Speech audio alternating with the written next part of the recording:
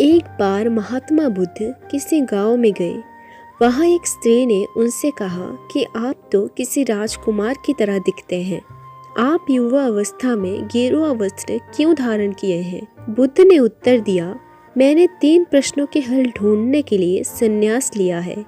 बुद्ध ने कहा, हमारा शरीर युवा और आकर्षक है, लेकिन ये वृद्ध होगा, फिर बीमार होगा और अंत में ये मृत्यु को प्राप्त होगा।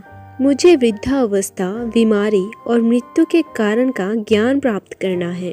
बुद्ध की बात सुनकर स्त्री बहुत प्रभावित हो गई और उसने उन्हें भोजन के लिए आमंत्रित किया।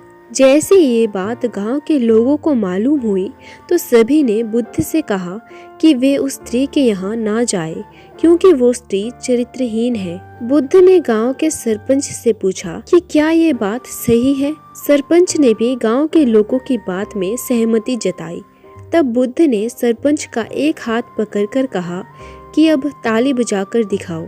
इस पर सरपंच ने कहा कि ये असंभव है, एक हाथ से ताली नहीं बज सकती।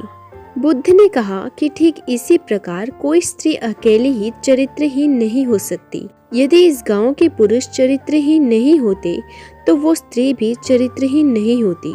गांव के सभी पुरुष बुद्ध की ये बात सुनकर शर्मिंदा हो गए।